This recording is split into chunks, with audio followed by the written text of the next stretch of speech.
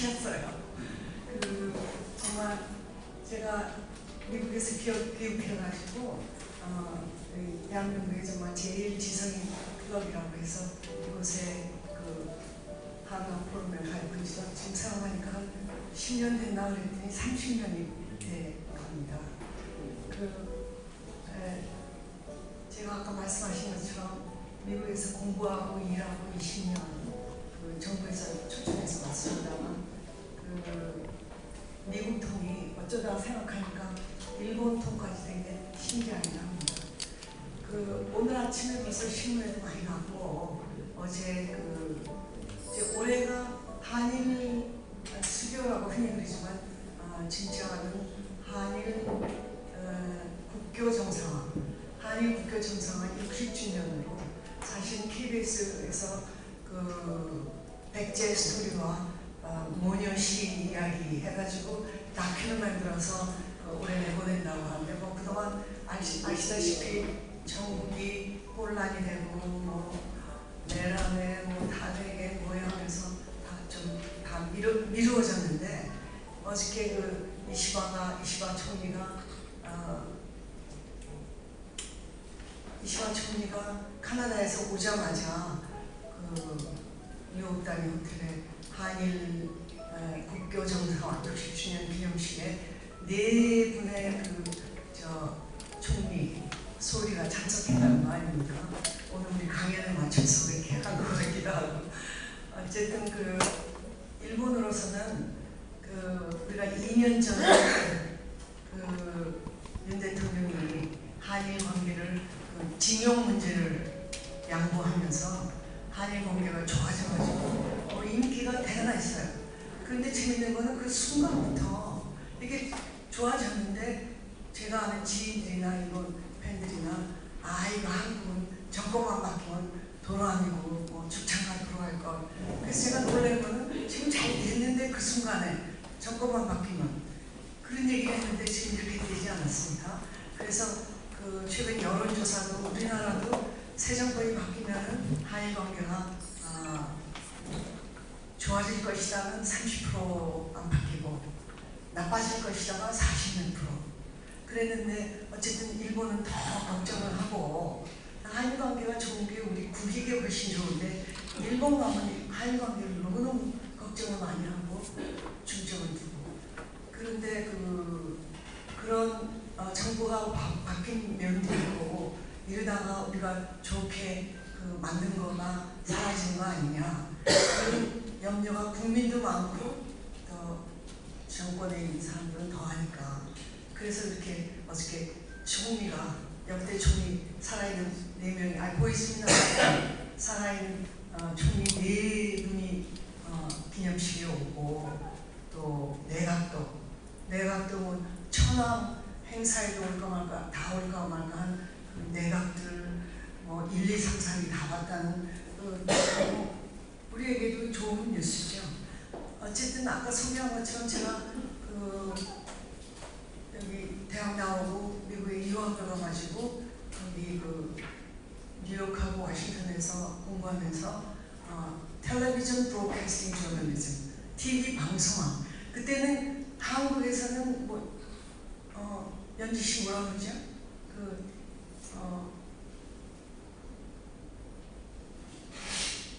시청학 교육과도 아니고 무슨 과더라? 인기가 신문방송학과가 그렇게 인기가 없는 과목이었는데 제가 거기 간 데가 세라피스의 뉴하우스라고 미국의 미디어의 큰 재벌이 돌아가면서 엄청난 돈을 기부를 해서 일반 미국 텔레비전 방송국 이상으로 좋은 설비가 되어 있는 그 과가 그 학교에서 좋아서 그걸 공부해서 어쨌든 미국에서 우리 방송 보이스 오브 아메리카 그리고 방송국에서 일을 했습니다. 그래서 이제 한국이나 일본이나 사실 저는 일본에 대한 관심이 전혀 없었어요. 저희 어머니 아버지는 다 증명여고 나오시고 우리나라 마지막 황태자인 방자 여사 일본 여성이지 않습니까? 광자회사가 그 왕주에서 세운 학교니까 어머니를 뽑아서 그 동경에 유학을 시켰고, 또 저희 아버지도 평양사범 최우수 조업자로 저 만주의 신경국대 또 제일 좋은 로스쿨 나오셔서 그 일본에 대한 그 컴플렉스, 우리가 막 못 살고 이럴 때도 그런 동창들이 많이 집에 찾아오고 묻고 이래서 일본어는 뭐안 했지만 일본에 대한 컴플렉스는 없었습니다.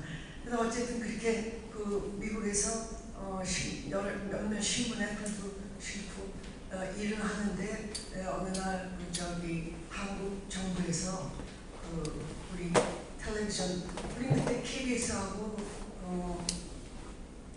MBC밖에 없었어요. SBS도 없었고 뭐 종편군도 물론 없었고 그랬는데 TV 방송이 전 국민이 보니까 방송을 통해서 우리나라를 업그레이드 하자. 그래서 여기서 내가 잘 나가니까 노노노노 하다가 4년을 한국 정부라고 해도 구체적으로 얘기하면은 방송계, 그때 방송계의 황제라고 하는 강원영 목사님이 방송위원회 위원장으로 총리하라고 그때 대통령이 누군가 노태우 대통령인가 그렇게 권유를 많이 했는데 강영훈 총리를 시키고는 안 하다가 그럼 방송이라도 맡아주시오 그래가지고 그 방송을 오케이 맡으면서 저에게 뭐 거의 매일 전화 와서 꼭 이거 좀 같이 우리나라 좀 벽을 올리자. 그래서 노노노노 하다가 한 4년 가까이 돼서 그분 설득에 안 넘어가는 사람은 없습니다. 뭐 역대 대통령의 고문으로서 뭐 이용구 총리, 강용훈 총리, 뭐 이은영 장관이나 뭐 김한길 장관이나 모든 다 그분이 추천해서 되는 시절이고. 그래서 어쨌든 와서 그때부터 관심이 없던 일본이, 옆에 나라 일본이 눈에 들어오기 시작을 했습니다. 사이가 좋으면 눈에 들어오지 않았을 텐데 뭐 하여간 안 좋은 관계로다가 뭐 갈등에, 모순에, 다툼에, 또 보복에 뭐 수없이 그런 걸 보면서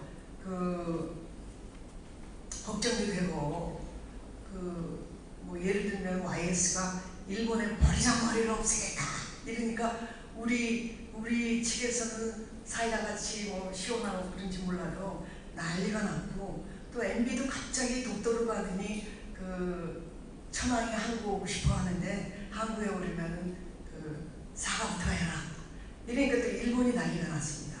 그래서 뭐 또 박근혜 대통령이 또 생각을 하면은 그때 아베인데 아베가 계속 정상회담하고 만나자 그랬어요. 우리 이렇게 안 좋은 거를 서로 대화로 다 정상에 풉시다. 계속 그래도 박근혜 대통령이 국민의 인심이 뭐 반일이 없는 것도 아니고 반일 감정이 없는 것도 아니고 우리가 만나서 의견이 서로 자꾸 다를 바에야 뭐하러 만나느냐, 안 만난다. 그것까지 거부하고 뭐 그런 거는 또 표심 때문이 아닌가 뭐 그런 생각도 들고요.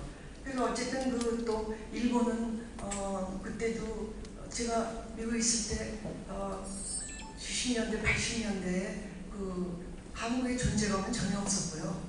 일본은 정말 승승장구로 굉장히 잘 나가는 시대죠.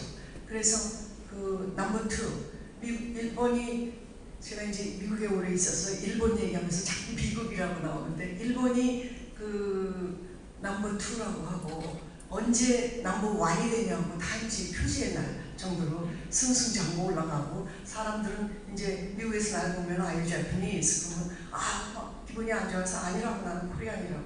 근데 요새는 사실 미국 가면은 코리안 다 알지요. 그런데 또 코리아라고 그러면은 노스에서 왔냐, 노르트고 사우스 어느 쪽에서 왔냐. 그럼 또 그것도 기분이 안 좋아가지고 노르트에서는 미국 비자를 받아가지고 여기에 올 수 없다. 그러니까 코리안에서 왔다 가면은 남한에서 오는 건 줄 알아라. 택시 타면 꼭 기사들이 그렇게 말을 합니다. 그래서 하여간 한일 관계가 미국에 그대로 있었으면 몰랐는데 옆에 나라하고 맨날 그 싸우고 그러는 게 뉴스에 나오고 그러니까 그 관심을 가지게 되고 걱정도 많이 하게 됐습니다.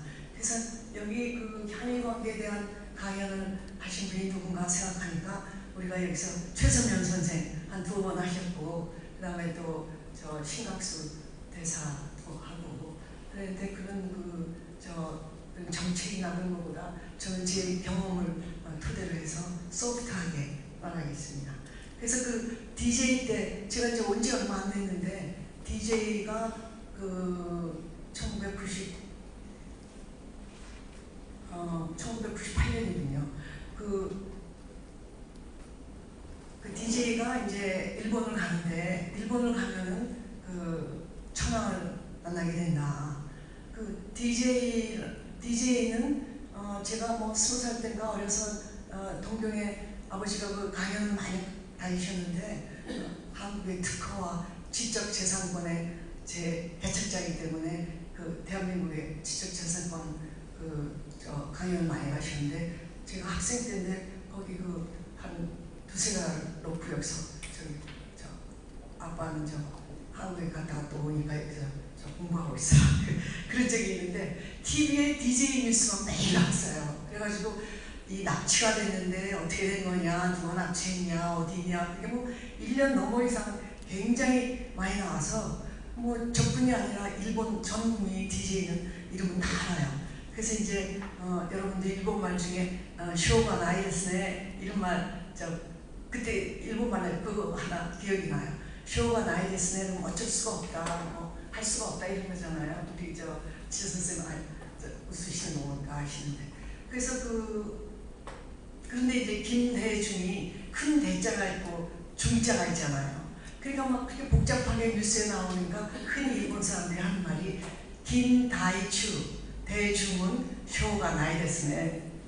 대중만 있고 소가 없다고. 근데 그 쇼가 나이데스네는 어쩔 수가 없다 이런 그 말이 하도 많이 들어서 생각이 납니다.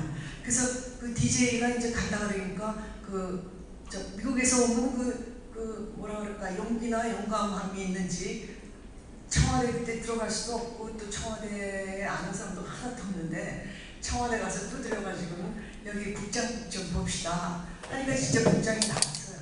그래서 지금 대통령이 2달 있다가 일본에 가시는데 천황을 만나신다고 하는데 사실은 최근에 겨우 몇 달 전에 어머니가 천황이 일본에서는 거의 종교라고 생각하는 전국민이 하는 짧은 시, 단가의 대가를 다 초청을 받아 간 적이 있는데 문화사절로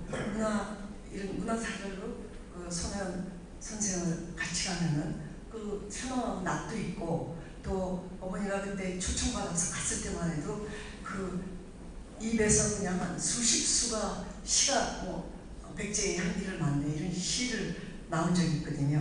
그래서 굉장히 그게 플러스가 될 거다. 우리의 격을 높일 수가 있다. 우리는 아직 모자라는 게 많은데 그랬더니 다 2달 후에 일정이 정해져 있다고 거절을 받았습니다.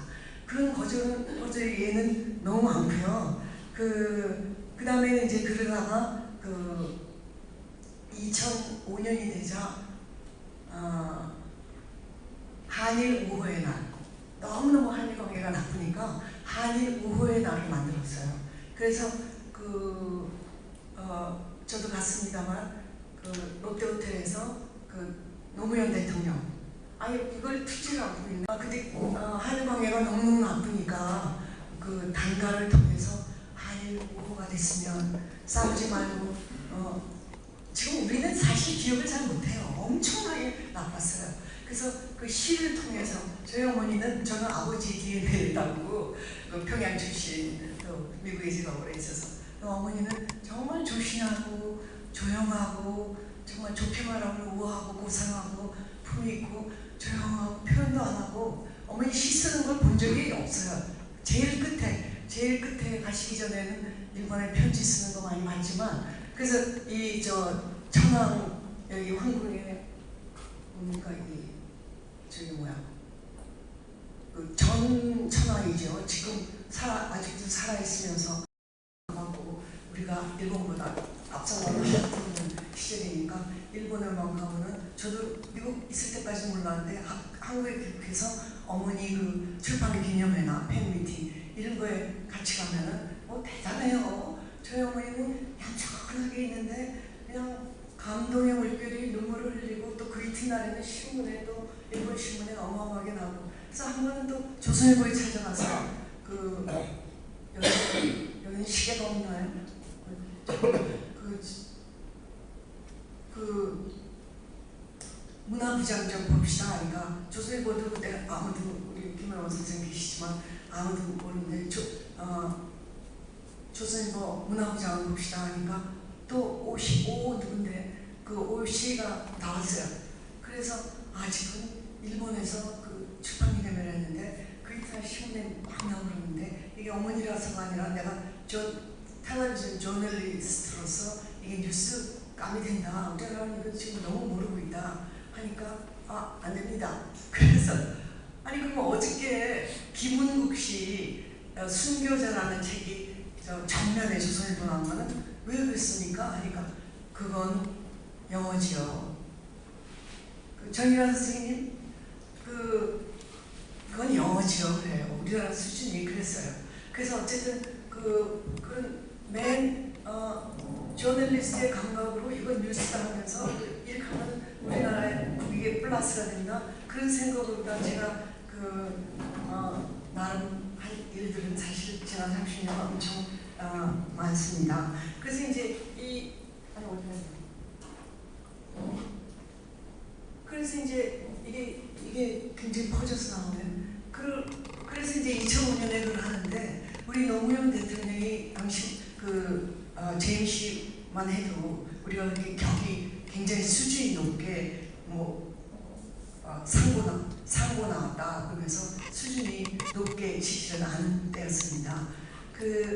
그랬는데 그 행사에서 두 분이 모리수상 아시지만은 지금 현재 20억까지 전 총리의 대부가 되죠. 그래서 다 그분을 거쳐서 총리가 되고 그런 대부인데 기대 안 한 노무현 대통령의 연설은 아주 훌륭했어요.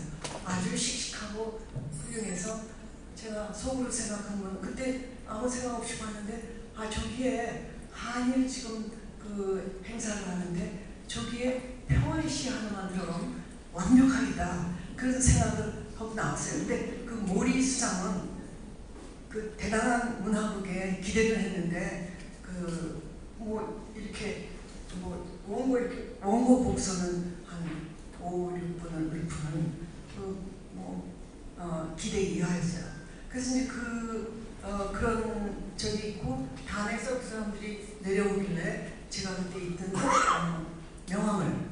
명함을 이렇게 주니까 우리 노 대통령이나 우리 측근들은 잘 받으려 하지도 않고 받아도 그냥 안 보고 근데 모리와 이쪽 측은 이 명함을 주니까 뒷면을 이렇게 다 봐요. 뒷면에 시 한 줄이 있었어요. 그 평화의 시 한 줄이 있는데 그걸 보면서 가슴을 이렇게 쓸어 내리는 거야. 그 시가 아마 이웃에 있어 가슴에도 가까운 나라들하고 무궁화를 사랑하고 벚꽃을 사랑하네. 아마 그 시였던 것 같아요. 바꿉니다 하지만 그랬더니 우락부락하는 남성들이 그냥 가슴을 이렇게 쓰면서 이랬어요. 그래서 하여간 그런 경험도 있는데 그러고 나서는 시마네 현에서 다케시마의 날, 독도의 날을 제정을 해가지고 이거 한일 5회 날이 1년 동안의 그 스케줄이나 일정 행사가 엄청 많은데 다 깡그리 없어지고 충청도, 전라도, 경상도, 부산, 제주도까지 전 국민이 일어나서 다케시마 날이 말이 되느냐 그러면서 전국의 시위를 해서 깜짝 놀라고 모든 행사는 다 없어지고 그 다음에는 저도 이렇게 한국하고 일본이 미국에 있으면 우리 동아시아에 우리 둘이 이렇게 하는 거 전혀 모르는데 관심도 없는데 이렇구나 그러면서 걱정을 했어요.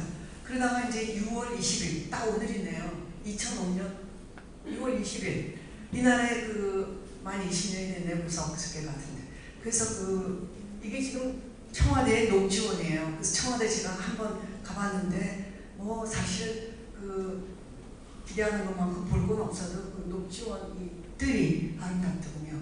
근데 그래서 한다 그러길래 그 노통에 노무현 대통령의 그 연설이 생각이 났어요. 그래서 그분이 그 연설이 아주 훌륭한데 우리나라가 뭐 국토 면적이 일본보다 크니까 인구수가 뭐 거기 몇 배고 또 뭐 외환보이고 경제력 뭐 군사력이 앞이니까 뭐 우리 그 지적 수준이나 교양이 더 앞이니까 일본은 그 세계가 인정하는 독서율 1등인 나라입니다. 문학의 나라고. 그래서 어쨌든 우리가 앞서는 게 없는데 어떻게든 우리가 정상에 하려면은 우위를 정하려면 거기에 그 평화의 정신을 넣는 게 좋겠다. 제가 그 생각이 왜 나냐면 그 샤틀 외교가 이제 시작이 됐는데 그 몇 달 전에 제주도에서 고이즈미하고 노무현 대통령하고 샤틀 외교를 할 때 고이즈미 이때 20년 전에 일본의 겨울연가라는 드라마가 굉장히 핫했잖아요. 그래서 어쨌든 심각하게 바라보신 다 친한 분들 여기 내가 다 존경하는 분들이 저도 30년 전에 예뻤고 여러분들도 다 예쁘고 청춘이셨는데 이제 원로가 되셨습니다. 다 심각하게 앉아 계시니까 제가 말을 하겠고 그랬는데 어쨌든 저는 고이즈미 상이 이제 회담 머리에 저는 후이노소아타 겨울연가에 나오는 여배우 최지우를 아주 좋아합니다. 이렇게 얘기했죠. 외교죠. 그랬더니 우리 대통령이 저는 너무 바빠서 드라마 같은 건 볼 시간이 없습니다. 그렇게 얘기했다고 해서 이게 외교부 사교 아닙니까? 거기서 이 대꾸를 해야지 서로 왔다 갔다 재밌게 되는데 저는 바빠서 지금 전 세계 넘버2하고 그러는 나라가 우리나라 대통령보다 덜 바쁜 건 아니겠죠. 우리 회담 온다고 일부러 봤을 수 있고 그래서 어쨌든 그런 얘기를 들어서 이게 또 안 되겠다.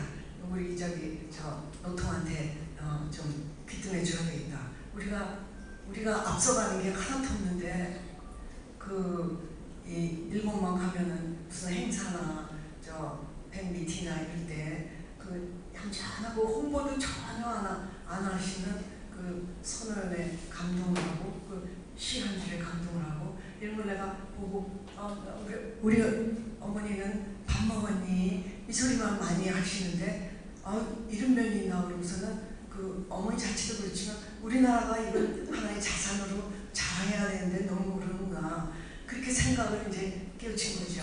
그래서 이제 대통령은 물론 그때 이제 반기문 외교장관이 또 있고 또 연대 총장을 그만두고 비서실장으로만 김우식 총장이 있는데 다 잘 아는 분들이어서 여러분을 만나서 지금 한 달 후면은 6월 20일 날 정상회담을 하는데 이걸 우리 대통령이 연습을 아주 잘 하시더라. 근데 이걸 넣으면은 얼마나 더 빛이 나고 정치라는 게 언어고 또 기싸움이기 때문에 지도자한테는 그런 스피치의 순간이 중요하죠. 그리고 아까 얘기했듯이 우리가 일본보다 더 자랑하고 나설 게 하나도 없는 면에서 그랬더니 다 반 장관이나 또 김우식 총장 적어도 4번 이상 만났는데 다 반응이 없어요. 뭔 소린가.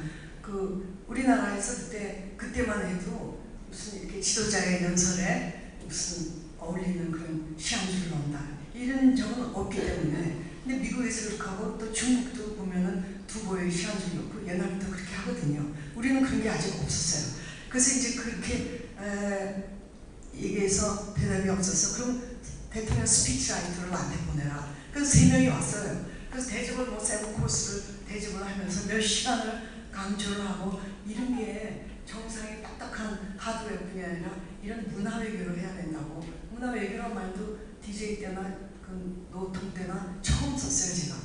그랬더니 또 머리를 꿀쩍꿀쩍하고 스피치 쓰는 라이터들이 일어나길래 그럼 내가 써주겠다 그런 말까지 제가 했습니다.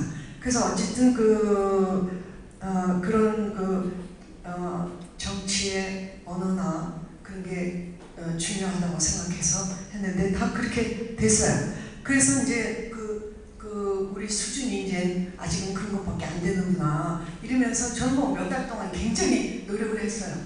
그래서 이제 그러면은 무슨 자기 어머니를 유명하게 하려나 보다. 제 생각이지만 그런 게 아니고 어머니와 또 조국 가신 지도 한참 됐고 또 지금 21년 됐습니다만 한참 됐고 일본에서도 너무 유명하고 어머니 자신이 뭐 자기가 그 마음은 전하고 싶지만 우리의 마음은 이렇게 좋은 마음을 가지고 싶다 그렇지만 자기가 뭐 이렇게 알려지고 뭐 그런 걸 원하는 건 아니고 그래서 어쨌든 이불을 이제 뒤집어 쓰고 나가질 않았어요. 그래서 이제 그랬는데 왜냐면 너무 여러 사람들한테 얘기해가지고 이거 우리나라 이제 일본하고 하는데 이렇게 좀 우리가 큰 소리 치는 건 내 생각하기에 이런 것뿐이다.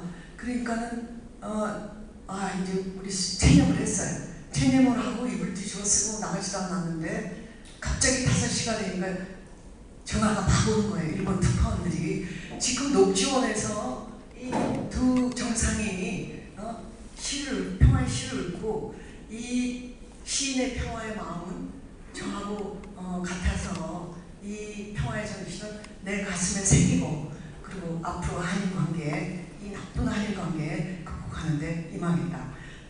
그런 그 평화 정신의 해석까지 아주 잘 했어요. 그래서 그 순간에 반기문 장관도 전화가 와서 이 선생이 말하신 걸 이제서 확실히 알겠다. 확실히 한 2번 강조를 했어요. 그때 이제 나중에 들으니까 3번을 시인이 얘기하는 게 맨 처음에 앉아서 손을 시인 아시죠? 그러니까 우리 대통령이 이제 듣긴 했으니까 이렇게 하면 끝이 된 거예요. 서로 이제 이렇게 여기는 예를 들어서 시한숙고 저기도 나 이런 거 아니나 하고 우리나라 시인이니까 이렇게 하면은 제가 JP를 가시기 몇 달 전에 청구동에 일본 대사가 무토 대사라는 사람이 날 데려다줘가지고 대사는 가만히 있고 김정필 선생하고 한 서너 시간 얘기한 적이 있는데 그런 JP가 됐으면은 저는 이런 면도 있습니다. 이런 정신도 있습니다. 이런 시도 있습니다. 분명히 그렇게 했을 건데 그럼 양자가 왔다 갔다 하면 얼마나 아름답고 그 다음날 우리 신문은 몰라도 일본 신문에 대한민국에 이런 사람이 다 있나 또 뭐 아는 분도 많이 있지만 그렇게 했을 텐데 다음날에 일본 신문에는 여러 신문마다 노무현 대통령이 2시간 정상회담에 1시간 50분 이상을 역사 얘기만 했다. 고이즈미는 입을 꺼낸 것도 잘 잊지 않았다. 그런데 노통이 이런 그 시에 평화정신은 알리가 있느냐? 알리가 있겠는가? 그런 우리 같은 칼럼이나 뭐 만물상 이런 거 있잖아요. 그렇게 신문에 몇 신문에 그렇게 나갔는데 우리나라는 그런 걸 모르고 있죠. 그래서 어쨌든 이런 게 그러고서는 이제 반기문 장관도 회의할 때 장관이니까 그 옆에 내내 있었으니까 너무 놀라고 그 다음에 이제 저한테 들은 얘기도 있고 해서 전화도 왔지만은 그 후에 외교부에 문화 외교국이 생겼습니다. 제가 처음 꺼낸 어휘로 뭐 그런 예는 사실 너무 많고 지난 30년간 제가 미국에서 온 지 한 5년 됐나 10년 됐나 이런데 따져보니까 30년 여기 여러분들 만난 것도 30년 정말 여기서는 우리가 아까 오키나와 얘기하셨는데 오키나와뿐이 아니라 뭡니까 바이칼 호수도 가고 뭐 많이 갔죠. 오키나와 또 일본의 지명이 어디입니까? 중부 지방에 거기랑 많이 갔습니다.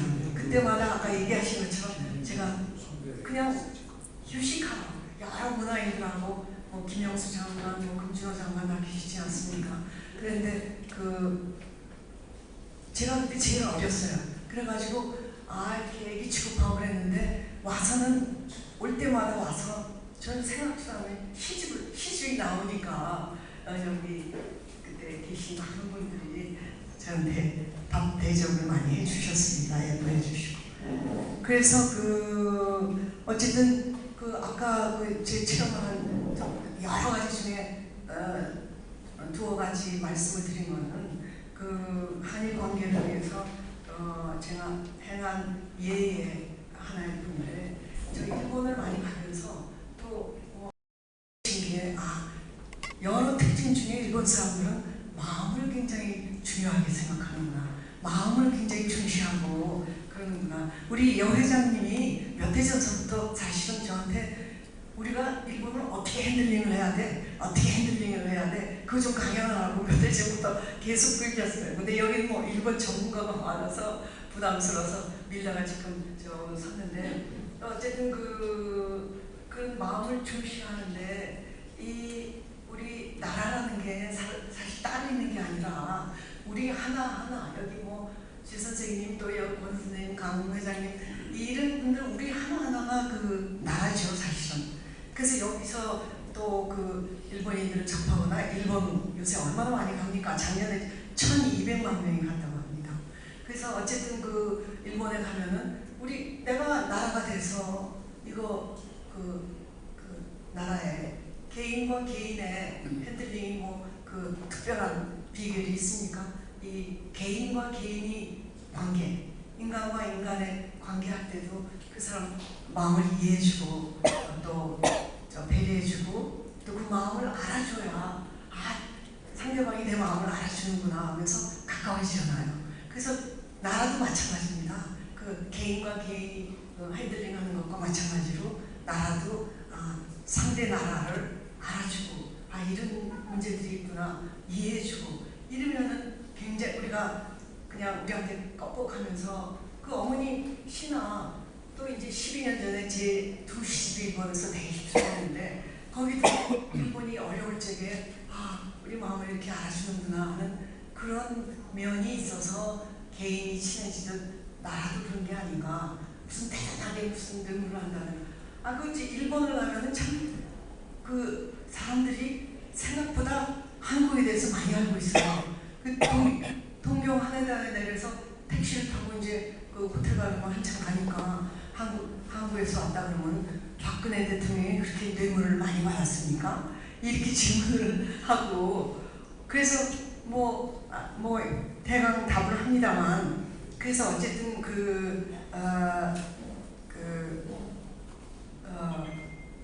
기대 이상 한국에 대해서 많이 관심을 가지고 많이 알고 있다는 거. 그 다음에 이제 우리가 1400년, 400년 전에 역사를 배운 적이 없어서 희미하게 알지만은 잘 모르듯이 일본 사람들도 한일 관계나 1400년 전에 어디 한반도에서 왔다거나 이런 걸 배운 적이 없고 그런 걸 약간 금기시해서 저들도 모르는데 일본 사람들이 우리한테 참 감사해야 하는 거 하나가 있습니다. 한반도에서 5세기, 6세기에 불교가 왔다는 거. 그래서 불교 지금 뭐 일본에 불교 신자라고 할 수 있는 사람은 없습니다. 그런데 불교 사찰은 그때 지은 막 1000년 전, 1200년 전 지은 사찰은 굉장하잖아요. 그런 걸 명소라고 우리가 많이 보고 다니지 않습니까? 그런데 이제 그 사람들이 불교를 온 거를 감사하게 생각한다. 어렸을 때 나무는 3, 5, 7 해가지고 3살, 5살, 7살에 절에다 데려가서 기모노 애기 입고 절하는 거 그런 정도지 불교를 믿는다 이건 아닌데 문화를 불교를 우리 전해준 게 너무 고맙다. 그리고 일본은 알지만 일본의 정원이 아름다워서 우리가 많이 보고 감탄하지 않습니까? 근데 정원도 다는 아니지만은 일부의 사람들은 오리지널이 뿌리는 한국에서 와서 이렇게 지어준 것이다. 그런 정도는 알고 있죠. 그래서 어쨌든 한반도 뭐 우리가 흔히 아는 1400년 전 이것도 이따가 그래서 그 역사를 모르는데 더 거슬러 올라가면 한반도 저 북쪽에 뭐 평안북도인가 어딘가 그때 그 청동기 시대인데 2300~400년 전, 그러니까 기원전 한 3세기 그때 벌써 거기가 너무 추우니까 옛날엔 쌀농사에서 먹는 게 중요하지 않습니까? 그래서 그 쌀농사 하는 거에 안 되니까 그 북쪽에 많은 사람들이 그 규슈 쪽으로 그 온 역사가 그 1000년 전이 아니라 그렇게 기원전에 이렇게 왔다고 합니다. 그 후에는 이제 신라에서도 이게 뭐 지금 아베 고향이 그 시모노세키였는데 그런 쪽으로다가 많이 왔고, 또 그 뭡니까 가야는 이제 작지만은 가야가 망해가면서는 또 일본에 많이 이주했습니다. 근데 그거하고 비교가 할 수 없게 이제 7세기가 되니까 아시다시피 660년에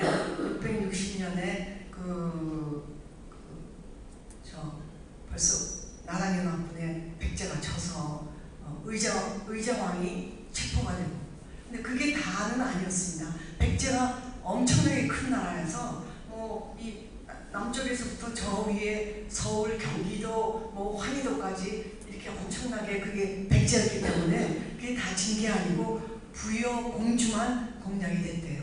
그래서 이제 일본으로 많이 가면서 이제 우리는 그때 백제가 제일 대단한 나라니까 우리가 다시 이길 것이다 해가지고 다시 쳐들어가서 나강연합군하고 663년 잘 아시다시피 백총강 전투를 여러 달도 아니고 하루 종일 그 전투를 해서 완전히 져가지고 멸해가지고, 그래서 이제는 할 수 없이 전 국민이 이 사진을 내가 거기서 일본 사람이 줬는데 빼서 왔냐면은 김용문 씨라고 있어요. 김용문 씨. 내 오른쪽에 계신 분하고 저 그날 무슨 상을 받는데 그분이 교토 태생인데 19살에 귀국해가지고 굉장히 유명한 수학학자가 됐어요. 그래서 지 선생님, 이 김용문 씨가 최성면 선생보다 나이가 위인가요? 모르시죠? 네. 아래예요? 네. 그래서 어쨌든 웬만한 분은 다 아는데 김용문 씨가 형제가 수학학자로 굉장히 유명한데 당대에 일본 전문가예요. 일본 전문가로서 저한테 하는 얘기가 백총강 전투 지구는 백제에서 걸을 수 있는, 두 발로 걸을 수 있는 사람은 20만 명 이상이 다 일본으로 갔다는 거예요. 그래서 그때는 관심 없이 들었는데 하여간 좋은 얘기들을 해주셨습니다. 그래서 의자왕의 셋째 아들은 대무천왕이 됐다는 얘기도 있고 다 이 천왕하고, 그러니까 왕족, 귀족, 지상인, 학자, 장인 이런 사람들이 한 4,000명 가까이, 그리고 나머지 민족도 왕족이 다 가니까 많이 가는 그런 역사가 있죠. 근데 이제 제가 다큐멘터리 만들려고 아스카라는 데를 갔는데 아스카 신사가 일본 최초의 절인데 원래는 굉장히 엄청나게 컸답니다. 근데 아주 작고 아담한 절에 한 서너 명이 앉을 그런 말에 너무너무 예쁜 절이 있는데 아스카라는 데가 백제에서 처음 간 데예요. 그래서 아스카, 그 다음에 그 옆에 나라, 또 조금만 오면은 오사카. 이래서 그런 지역에 있다가 아스카 거기에는 최초의 절이 아스카 신사인데 백제에서 온 도레인이 지었다는 거를 그거는 인정을 하더군요. 근데 그 후에 이제 교토로 교토 지금 지하철로 오사카 가는데 3~40분밖에 안 걸리는데 그때야 지하철이 없고 자동차가 없던 시절이니까요. 그래서 어쨌든 그 교토로 이주를 해서 그 1100년의 역사가 이어집니다. 그래서 그 교토 시대가 와서 이제 교토 가보시면 알지만은 그 뭐 명소가 많잖아요. 근데 대부분 그 사찰이 크고 작고 이름 없는 것까지 하면 3000개가 가깝대요. 그래서 저도 그 동시사 공부할 때는 그런 거 보면서 시험 하려고 했더니 공부가 20과목을 통과해야 너무너무 어려워가지고 그 전하고 졸업한 후에 많이 명소를 봤습니다만 그런 명소가 이제 너무 아름답고 멋있으니까 이게 몇 년 전에 지었으니까 자연스럽게 물으면은 지은 지 1000년이 된다, 900년이 된다, 800년이 된다. 그럼 제 입에서 그러면 우리 백제산 도레미 지은 거군요 하면은 거기 그 주지 스님이 난 그런 얘기는 생전 처음 듣는다. 일본에서는 그 역사를 우리도 모르는데 일본은 우리도 자기 선조 뭐 300년, 500년, 1000년 선조 압니까? 뭐 2대, 3대까지 알면 많이 아는 거죠. 그러니까 그런 역사를 우리도 안 배우고 거기도 안 배우는데 다 이런 분한테 또 최수면 선생도 가까이 사셔서 그 여기 많이 강연도 하셨지만 뭐 일주일에 한 3번 점심대나 해가지고 점심을 들면서 많이 배웠죠. 그래서 어쨌든 당시에 그 백제는 그 멸하기까지 대단한 중국이 가깝고 그러니까 대단한 그 문화와 문명의 나라인데 이 전쟁에 져서 다 많이 이쪽으로 와가지고 그 대단한 문명과 문화를 전수하게 됩니다. 그래서 그 아스카나 그 나라 가보셨겠지만 거기 가면 백제라는 한자가 있는 기관이 많아요. 학교, 다리, 뭐 기관, 회사 전부 백제. 그리고 일본말은 구다라. 근데 여러분 아시다시피 누가 뭐 이거 주면 이건 뭐 구다라제가 아니네, 우리가 미제가 아니네 좀 그랬다잖아요. 근데 한참 후에는 또 우리가 일제 물건을 얼마나 좋아하고 탐하고 그랬습니까? 이렇게 바뀌는군요. 그런 유행도. 그래서 어쨌든 그 천황도 지금 지금 천황 말고 그 전에 헬세이 천황도 자기 생일날 기자들 앞에서 내가 사실은 내 선조 천황의 어머니가 백제에서 오셨다 그 말을 했는데 한국 신문에만 나가고 일본 신문은 다 막아가지고 나가지 않았다고 하지 않습니까? 그래서 유전자 검사를 하면은 지금도 75%, 80%가 한일 DNA가 같이 나온다고 합니다. 그래서 그런데 이제 한국의 수준이 많이 낮을지 지금 우리 문화가 업됐다, 콘텐츠가 업됐다 이러지만 사실 불과 얼마 전까지 우리의 경제력뿐 아니라 우리의 수준 이런 게 많이 낮을 때 일본하고 비교가 안 되죠. 그래서 그럴 때는 한반도에서 온 예를 들어서 뭐가 있대요. 그럼 그거를 나중에 보니까 중국으로 바꿨어요.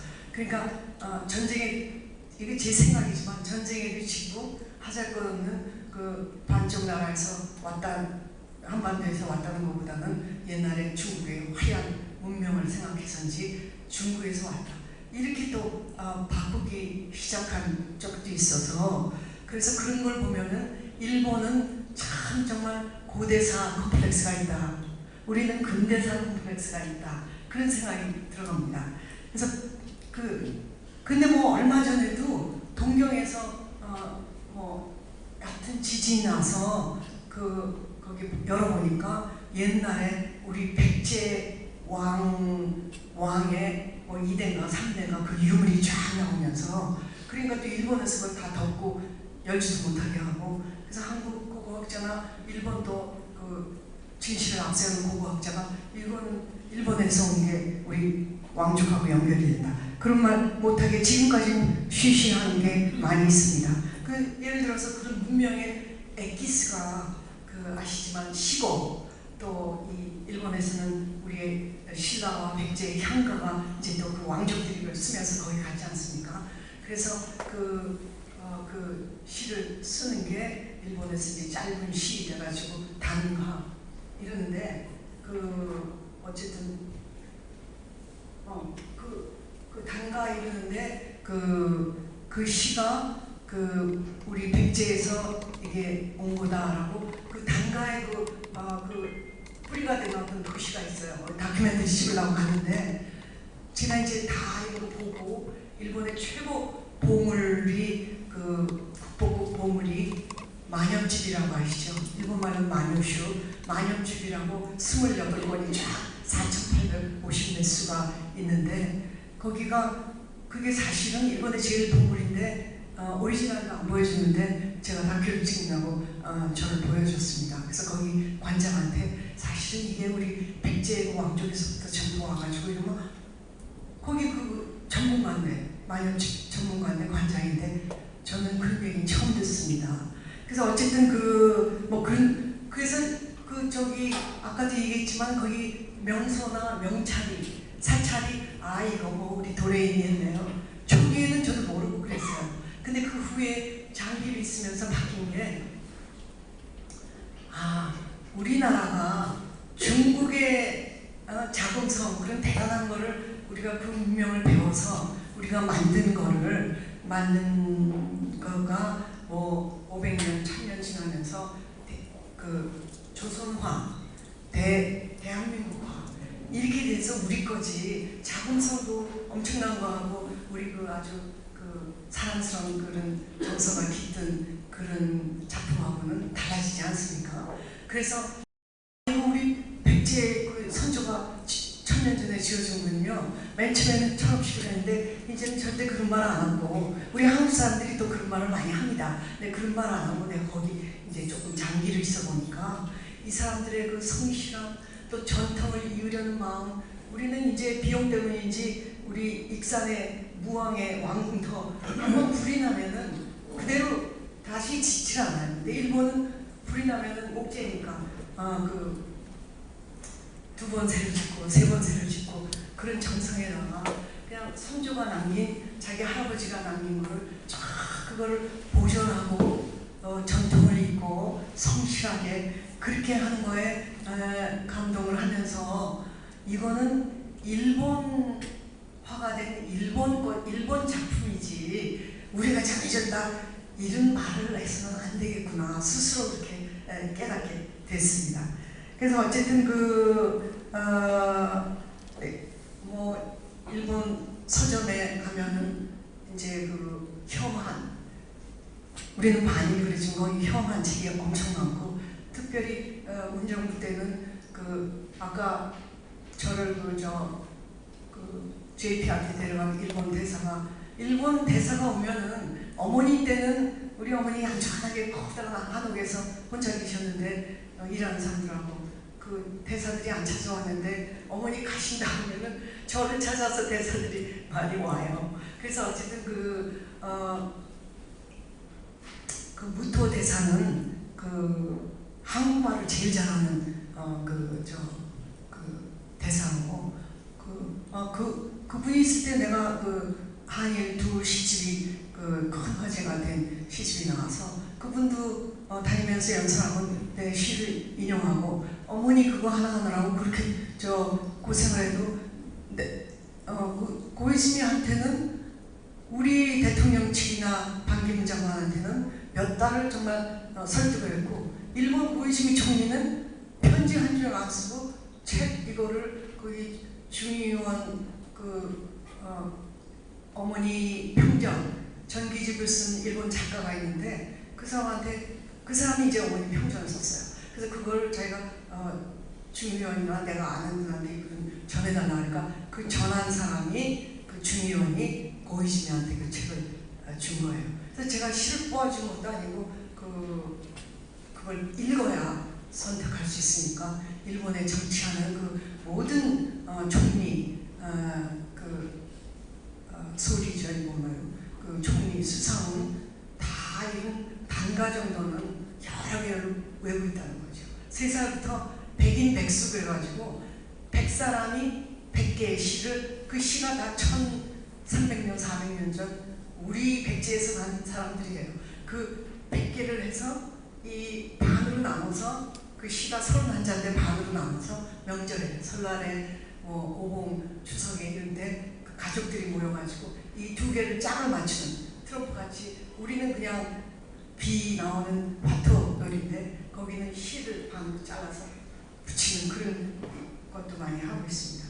그래서 어쨌든 그 무토가 농담이지만 그 일본 대사가 일본한테는 JP가 굉장히 중요하기 때문에 그 일본에 대한 지식도 많고 그래서 좀 뵙고 싶습니다. 여러 번 해도 뭐 일본 대사 만나면 괜히 또 말 나가면 안 되고 그럴 테니까 거절하는데 그 아름다운 한국 여성과 함께 가겠습니다. 그랬더니 몇 년 만에 오라 그래서 갔다는 그런 얘기도 농담도 하는데 어쨌든 그 무토가 그 문정부 때는 일본에 가가지고 TV를 보면은 그 우리가 사실 3박 4일 이렇게 가서는 일본 뉴스 안 보잖아요. 근데 어쨌든 길게 있을 때 보면은 그 무토가 그 한국 대사를 했으니까 TV에 나와가지고 문재인 대통령은 머리에 북한밖에 든 게 없다 하면서 굉장히 열을 올려서 우리 한국인으로 보기는 정말 그 부끄럽게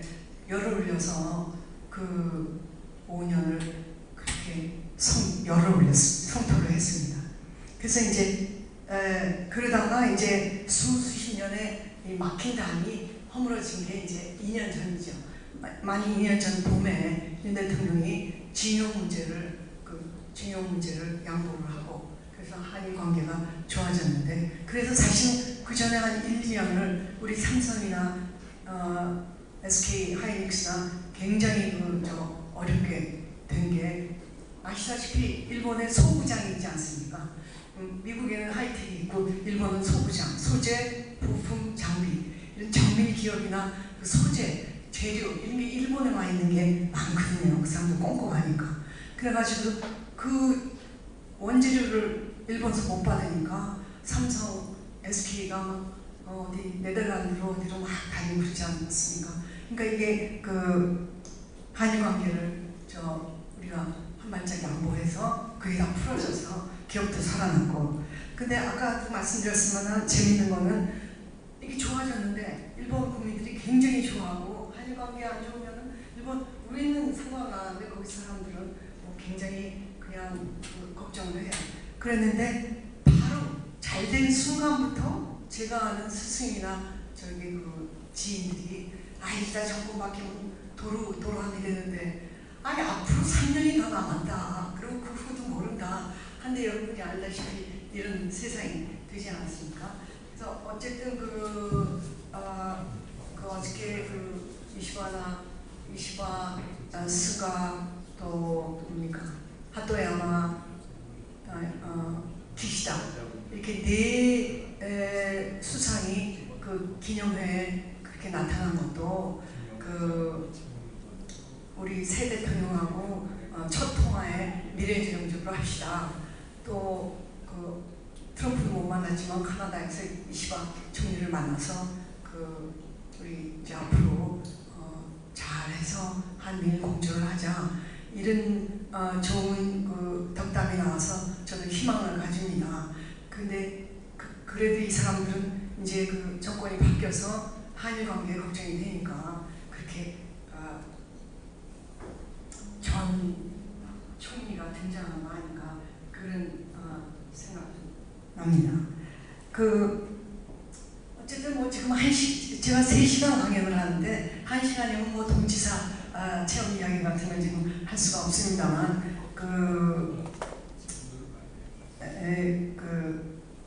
지금 현재 세계가 한일 관계가 얼마나 나쁜가를 다 알고 있어요. 그래서 우리는 우리끼리 이렇게 하면 뭘 알겠나 그러는데 다 알고 있어서 정말 우리가 화해를 잘 이기네 어떤 정부가 바뀌든지 간에 화해를 잘해서 전 세계가 한국하고 일본은 이제 문제가 없다. 싸움은 이제 안 한다. 그걸 화끈히 좀 해주기를 바랍니다. 제가 이제 미국에서 와서 느낀 거는 여러 가지 중에 우리나라는 너무 우물한 개구리다. 우리 일과 우리나라 우리 민족의 일에 집중하는 것밖에는 모르고 우물 밖을 모른다. 근데 최근에 와가지고 일본도 뭐 1200 200만 명이 1,4분기에도 엄청 많이 가고 그랬는데 그거는 가서 그냥 3박 4일 여행하는 거고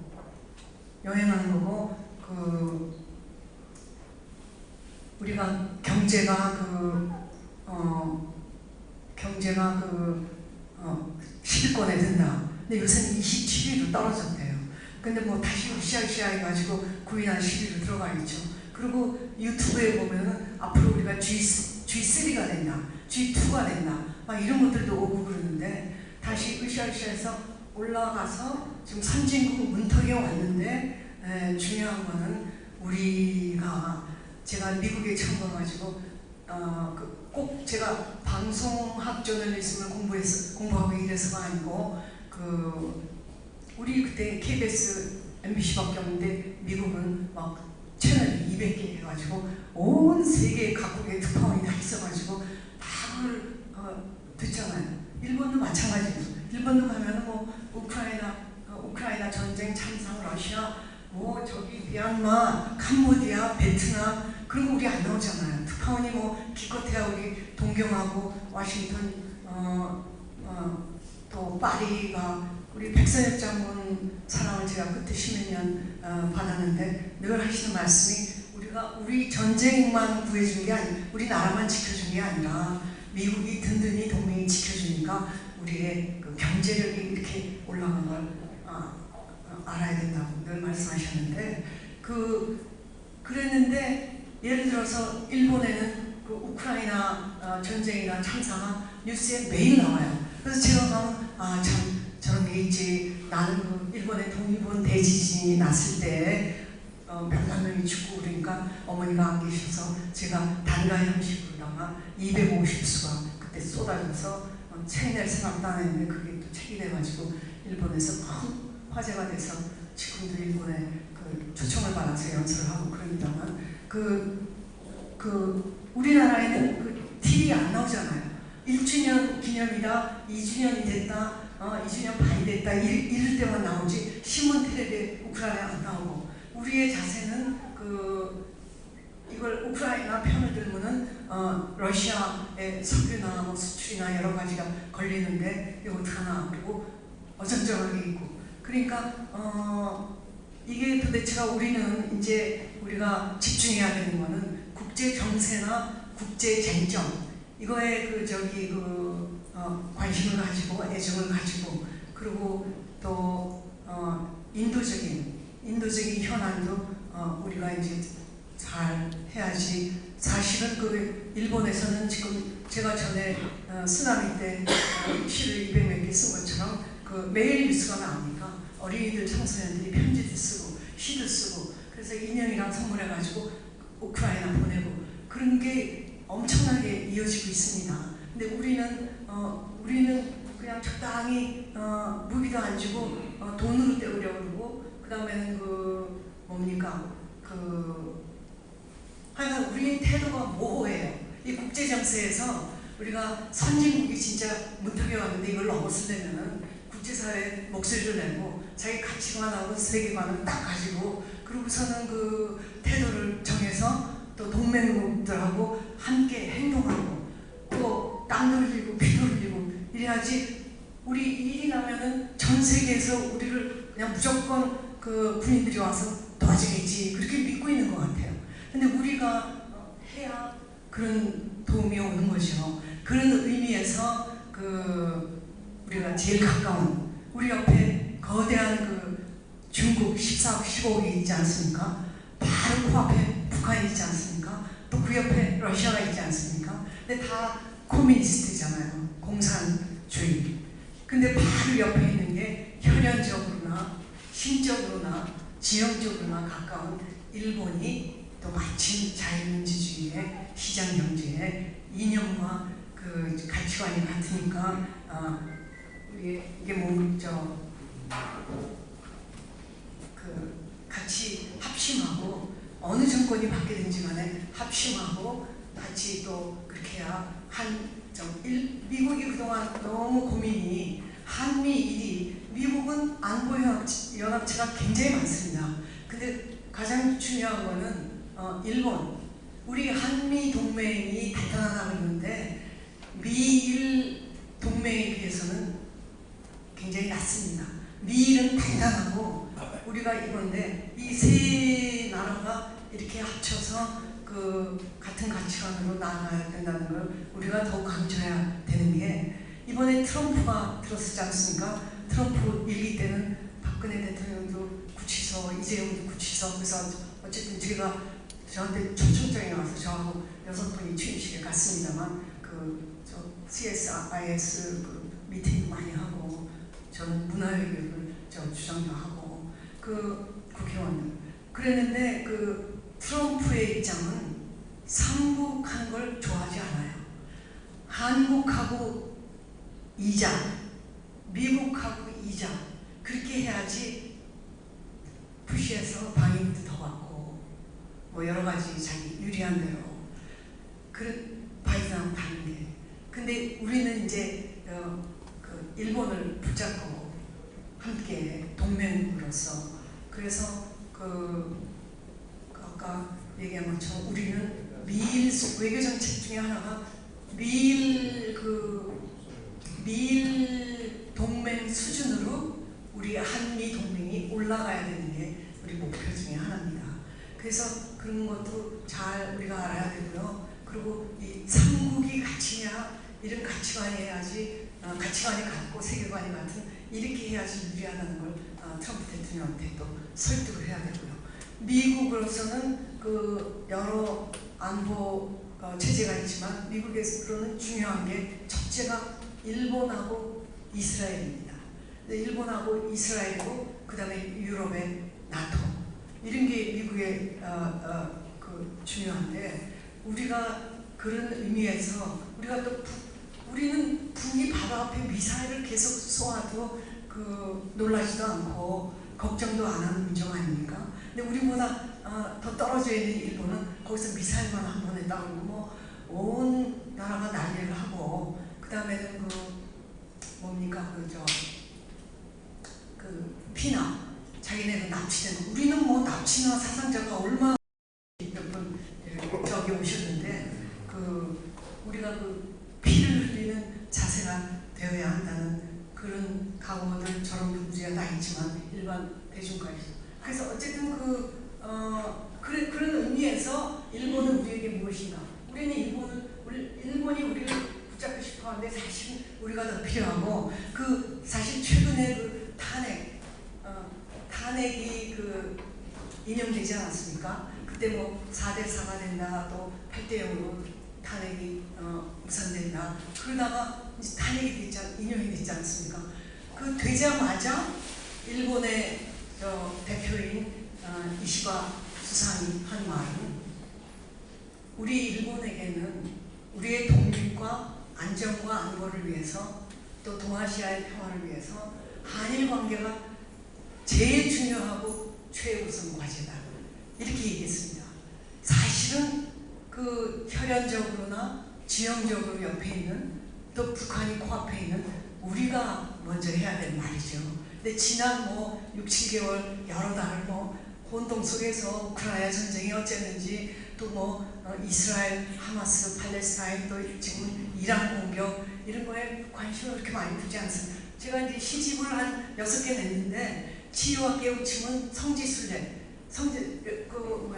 믿는 분들은 이 성지순례 이 시집을 굉장히 좋아하고, 잠시 숨을 멈추고는 김영원 회장님들하고 우리 한 70명 그때 대한민국 문화 최고 장관나 몇 분 계셨고 70명이 갔는데 그냥 바이칼 쉬러 갔어요. 근데 가니까 역사가 엄청나가지고 오자마자 이 책을 냈는데, 이거는 뭐냐면은 박근혜 대통령이 대통령 되기 전인데, 제가 저희 집에 약속이 있어 이렇게 가는데 번호가 안 뜨는 전화가 뜨면서 저 박근혜입니다. 그러니까 보통 사람 같은 목소리가 너무 낮아서 누구야 이랬을 거예요. 근데 저는 알아듣고, 그러세요? 우리 바로 앞집이, 우리가 수십 년, 70몇 년 사는 바로 앞집이 유경수 여사 어머니를 모시고 사는 그건데, 그때 용 여사가 저양이 되고는 장모,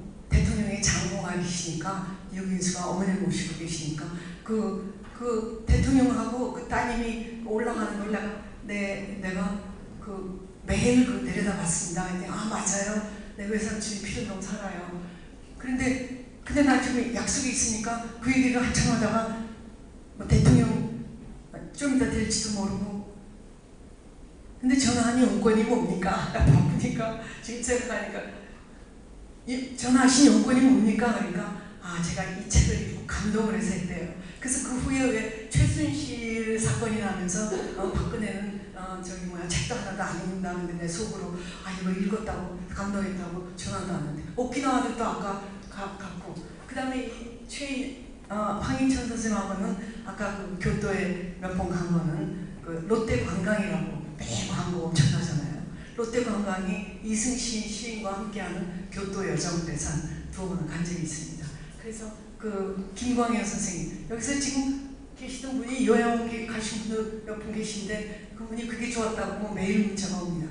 그리고서는 이제 이 책이 일본에서 일본에서 한국에서도 그 중앙일보하고 일본 아사히 신문하고 동시에 날짜도 기억을 안 나는데 3.11이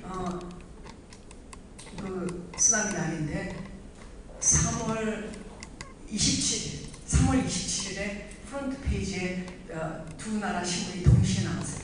근데 그 문학이라는 거는 저 17페이지, 18페이지가 뒤에 문학이 어긋나는데 프론트 페이지에 그만큼 큰 그 사건이었죠. 그리고 1년 넘어 계속되니까 뭐 한국 신문에는 여러 번 나고 그랬는데 그때 사실 그 사건이 나니까 우리 민족이 뭐 쪽발이다 뭐 일본 놈들 뭐 옛날에 어떡하고 내내 그러다가 또 우리는 착한 마음이 있고 동정심이 많은지 KBS 홀에 쭉 서가지고 이 봉투들도 서가지고 쭉 섰었어요 그때. 그래서 제가 저건 아닌데 아내가 죽고 남편이 죽고 또 제가 너무 가엾은 거는 6살 어린이가 조그만 차에 엄마 아빠가 운전하고 있는데 몇십 미터 떨어졌는데 이게 쏟아져가지고 파도가 덮쳐가지고 부모가 가고 꼬마만 나왔어요. 걔가 지금 18살 됐을 텐데 누가 길렀나 너무너무 불쌍해. 그리고 또 그 유럽 아까 얘기했지만 우리가 지금 컨텐츠가 좀 앞됐다 그러는데 여전히 미국, 카나다, 유럽의 그 문화 선진국들은 일본의 매력과 문화적인 면이나 훨씬 높게 칩니다. 그래서 지금 일본 가면은 경험하셨겠지만은 뭡니까?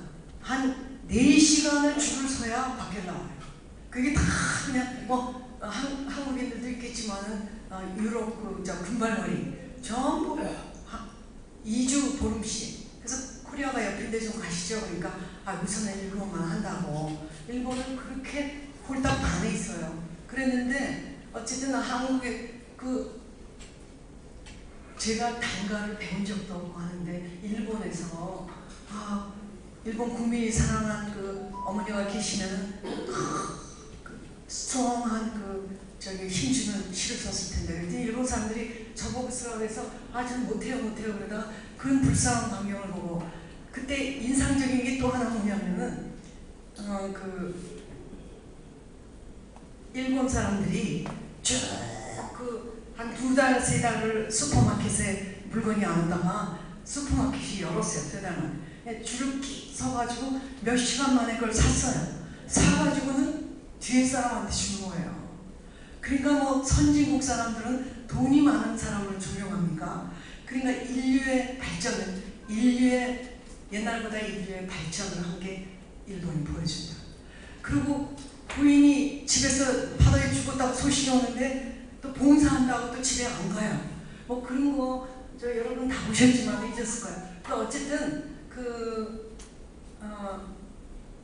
이게 최정호 교수라고 왜 연대에 계시고 우리 한국일보 특파원으로 유럽 못 갈 때 거기 음악이나 문학의 집이나 글 쓰신 최정호 선생 같은 분은 근데 아사히 신문에 이게 나간 게 하루에 500명이 전화가 온대요. 거기는 이제 시가 한 9개인가 10개도 안 나갔으니까. 그러니까 이렇게 많이 썼다는데 나머지 좀 보여달라고 하루에 수백 명이 전화가 오니까 일본 기자나 특파원들이 매일 졸라요. 이 나머지 걸 보여달라 하는데 저는 한글로 썼거든요. 단가 형식인 한글. 그래서 어머니 이외에는 그걸 번역할 사람이 없어요. 왜냐하면 시라는 게 엑기스가 들어가는 거잖아요. 저는 원래는 긴 장시를 썼습니다. 그래서 송영길 씨가 인천 시장할 때 하와이하고 이미 110년 산가 시를 써달라 그래서 나는 지금 하와이 간 지 30년이 되고 인천 간 지는 40년이 된다 이랬더니 막 써달라 그래서 어떻게 기도하다가 그때 새벽에 나온 게 72줄. 그래서 하와이에서 4일 동안 그 시를 저도 봤습니다만 읽고 그랬는데 이거는 한 줄로 그 단가로 했다는 거에 제 생각인데 단가로 했다는 거.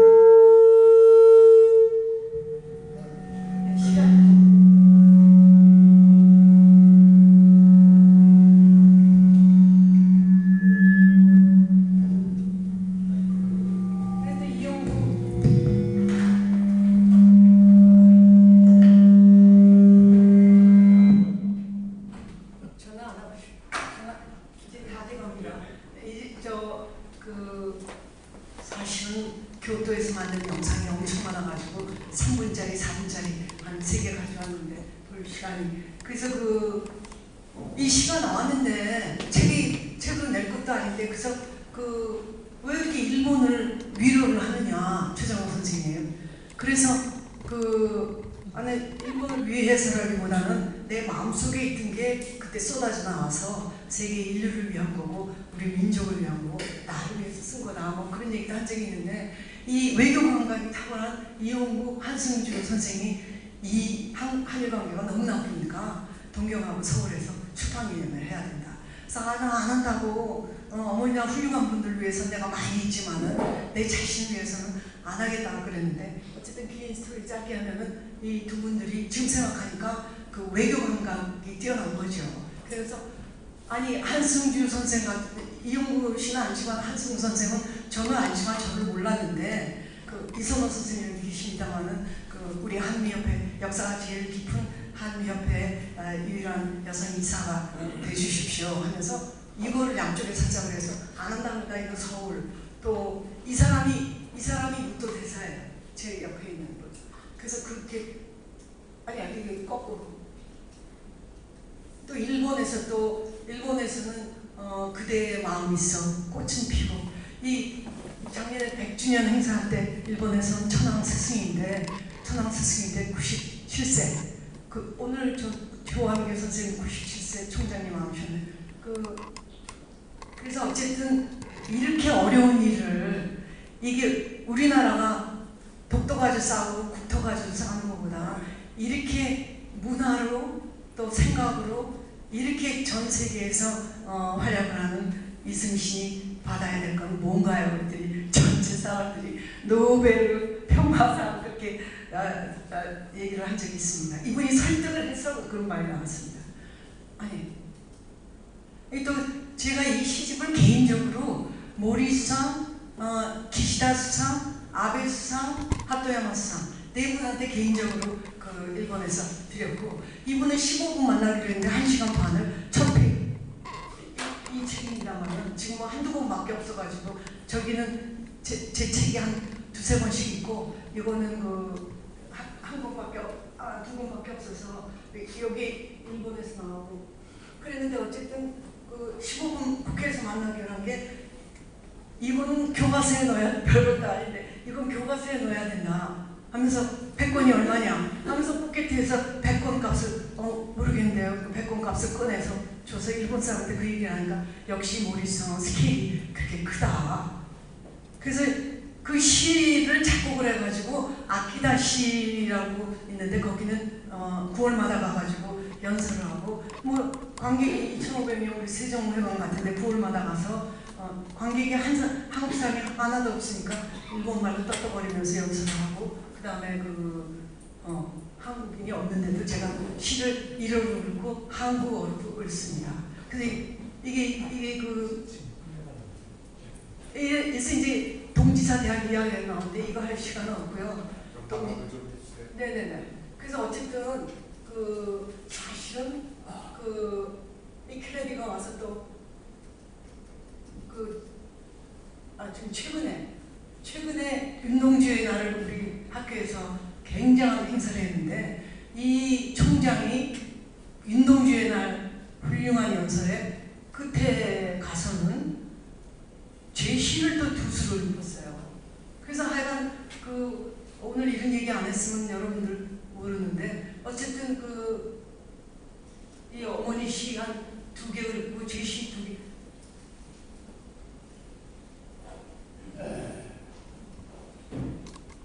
이거 봐요. 아니 누구도 이거 여 회장님이 우리 어떻게 핸들링에 시의 감동함으로 서로 가까워지고 상대 마음을 이해하게 된다. 이거는 김용원 선생님이 찍어주신 사진입니다. 책 표지. 어쨌든 그 시 두 개 읊은 게 과거의 아픔으로 그대의 아픔 위로하나니, 아니야 이거 아닌가. 이거 쓰라린 역사를 다 잊을 수는 없지만 앙금 내려놓고 성숙한 평화를 기원하라. 이 시를 그가 읽고, 사실은 최근에는 많은 장관들이 일본 가서 제 시를 읽고, 또 유인천 장관도 최근에 오사카에서 문화원이었는데 이승주 선생 시 좀 한 몇 개 골라달라 그래서 골라주니까 계엄이 와가지고 못 가고, 이날도 윤동주 날도 유인천 장관 같이 가기로 했는데 그것도 못 가고, 일본 책 표지에는 이 시가 나와요. 천년어 선한 이웃이던 그대 내 고통까지 짊어진 그대를 깊이 위로하네. 이것도 또 동시에 새로운 총장이 연설한 걸 읊은 거예요. 아픈 역사에서 그대 아픔 깨어날 수 있나니 새로운 일상이 트는 우리의 관계. 그러니까 이게 나쁠 때 쓴 거예요. 뚜벅뚜벅 의연히 걸어가라. 반드시 빛이 있으니 그 터널이 닿아. 이게 지금 우리한테 필요한 거잖아요. 일본 위로했다고 뭐라고 그러는데, 이게 우리가 그 빛의 터널 끝에서 같이 가자. 지금 여러 사진들이 있습니다만은 지금부터 우리 서울에 있는 시리 보러 오시고요. 여기 하여간 이거 1초에 이렇게 돌립니다. 이렇게 하면 끝입니다. 거기 가을하고 이건 제 교토 2의 표지가 나온 정도로 가을하고 봄은 그 타이밍에 맞춰서 여러분 가야 됩니다. 보통 때하고 다릅니다. 이렇게 이거 뭐예요?